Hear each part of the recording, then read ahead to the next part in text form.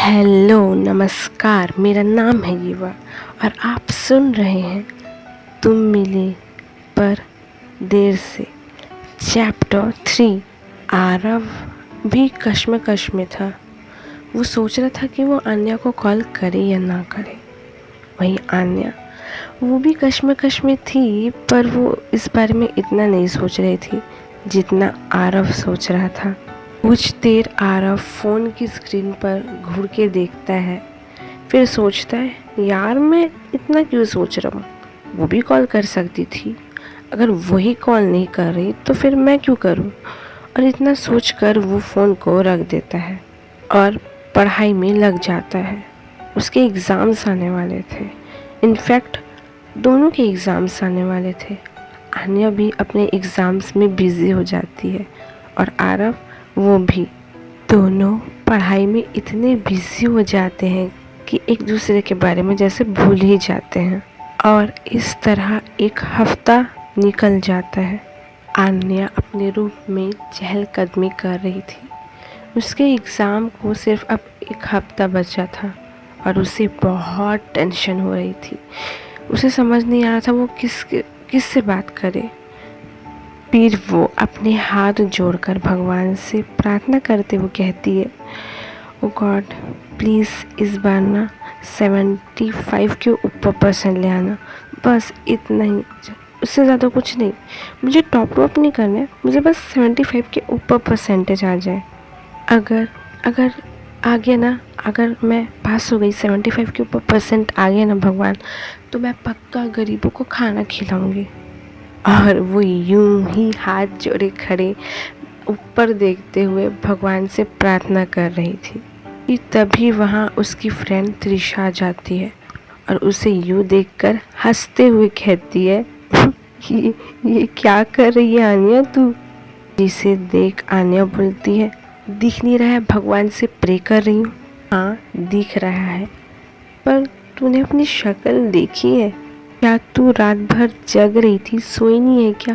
तेरे आंखों के नीचे ये काले गड्ढे क्या कर रहे हैं? ईशा की ऐसी बात सुनकर आन्या मिरर के सामने जाके खड़े हो जाती है और देखती है उसके आंखों के नीचे ब्लैकेट्स आ गए थे। ये देख कर के वो टेंशन में आ जाती है। ओ माय गॉड, ये क्या हो गया मेरे फेस को? ये सब ना उस एग्ज़ाम की वजह से हुआ है। तुझे तो पता है जैसे एग्ज़ाम्स आने वाले होते मेरे अंदर इतना ज़्यादा टेंशन फोर्स लग जाता है कि मैं क्या ही बताऊँ। और तू इतनी रिलैक्स कैसे रहती है? तू हर साल इतनी रिलैक्स रहती है और ऐसे एग्ज़ाम दे देती है और तू टॉप भी कर जाती है। वो इसलिए मैडम क्योंकि मैं तेरी तरह इतना ज़्यादा स्ट्रेस नहीं लेती हूँ। मुझे भी होती है बट मैं तेरे जितना नहीं लेती हूँ। हाँ यार तू सही बोल रही है, मुझे इतना ज़्यादा टेंशन नहीं लेना चाहिए। डेफिनेटली नहीं लेना चाहिए तुझे। एक काम कर, तू यहाँ बैठ, मैं तेरे लिए पानी लेके आती हूँ। ऋषा किचन में पानी लेने जाती है तो देखती है वहाँ नियति जी किचन में खाना बना रही थी। नियति जी त्रिशा को देखकर, अरे बेटा तुम कब आई? नमस्ते आंटी, बस अभी अभी आई हूँ। अच्छा हुआ तुम आ गई हो। आन्या को देखी हो, आन्या से मिली हो, मतलब वो इतना टेंशन ले रही है। उसे देखकर अब मुझे टेंशन हो जा रही है।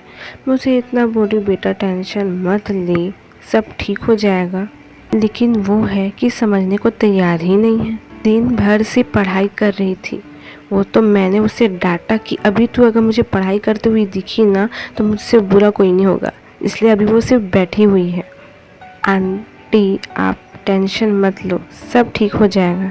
हाँ बेटा मेरे को पता है, बट वो हमेशा एग्ज़ाम के चलते अपनी तबीयत ख़राब कर लेती है। आप टेंशन मत लो आंटी, मैं बात करती हूँ आन्या से। हाँ बेटा अब तुम ही कुछ समझा सकती हो उसे, हम तो समझा के थक चुके हैं। वैसे अब आई हो तो खाना खा के ही जाना। जी आंटी। ईशा आन्या की बेस्ट फ्रेंड थी तो इसलिए उसका घर में आना जाना लगा रहता था।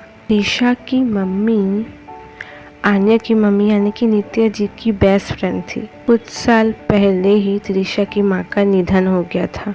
अभी वो और उसके पापा दोनों अकेले रहते थे। नित्या जी ने त्रिशा और आन्या में कभी कोई फर्क ही नहीं किया। वो त्रिशा को भी आन्या जैसा ही प्यार देती थी, ताकि उसकी माँ की कमी जो है वो पूरी तो भले ही नहीं कर सकती, बट अपनी तरफ से कोशिश कर सकती है। फिर त्रिशा आन्या के लिए पानी लेते हुए उसके कमरे में जाती है तो उसे फिर से किताबों पढ़ते हुए देखती है। आन्या, ये क्या कर रही है तू?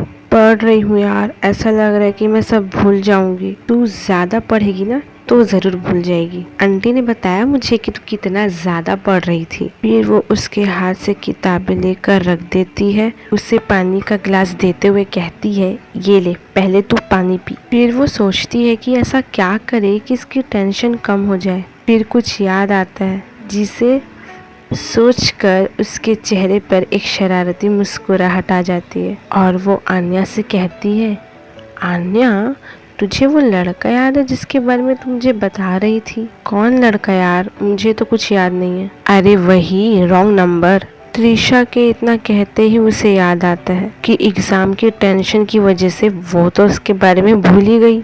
फिर कहती है, हाँ याद आया, लेकिन तू उसके बारे में अभी क्यों कह रही है? अरे मुझे ये पूछना था कि तेरी अभी उससे बात होती है कि नहीं होती है? नहीं, इनफैक्ट मैं तो उसके बारे में भूल ही गई थी। अगर तू मुझे याद ही नहीं दिलाती तो मुझे याद भी नहीं आता।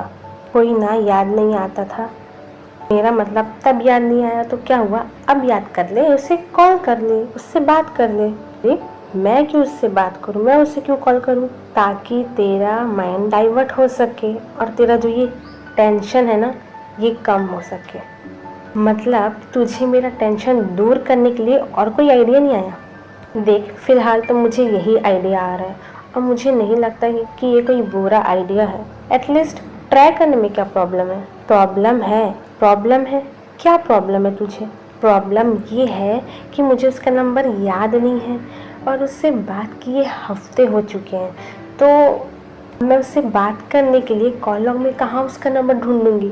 अरे सिंपल, ट्रू कॉलर पे जा और चेक कर ले, इससे तुझे उसका नाम भी पता चल जाएगा।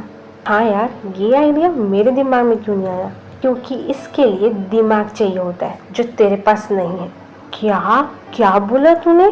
ऋषा, तू ना, अच्छा सॉरी बाबा, नहीं तुझे तो मैं अभी बताती हूँ, कहकर आन्या उसे मारने लगती है और त्रिशा उससे बचने के लिए भागने लगती है।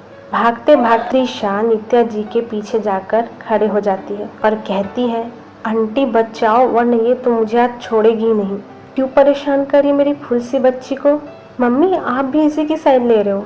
कभी कभी तो लगता है कि मैं आपकी बेटी हूँ कि त्रिशा। तुम दोनों ही मेरी बेटी हो, ना कुछ ज्यादा ना कुछ कम। जिसे सुनकर दोनों मुस्कुरा देती हैं। फिर रूम में त्रिशा और आन्या दोनों बैठे होते हैं, नाश्ता कर रहे होते हैं कि तभी त्रिशा आन्या को कहती है, आन्या ट्राई करना, नंबर तो कॉल करके देख, जरा मैं भी तो जानूं कैसी है उसकी आवाज़। मतलब त्रिशा, तुझे उसकी आवाज़ सुननी है इसलिए तो मुझे इतना फोर्स कर रही है? हाँ मतलब एक बार यार, प्लीज़ आन्या प्लीज़, तो मेरी अच्छी फ्रेंड है ना। बस बस, यू मस्का लगाने की ज़रूरत नहीं है तुझे। रुक, मैं भी चेक करती हूँ ट्रू कॉलर पर। कहकर वो एक हफ्ते पहले के कॉल लॉग्स चेक करने लगती है। तभी उससे एक अननोन नंबर से कॉल आने लगता है। वेल, ये तो अब आपको कल ही पता चलेगा। तब तक के लिए खुश रहे, मैं चलती हूँ, मिलूंगी आपसे अगले एपिसोड में। बाय।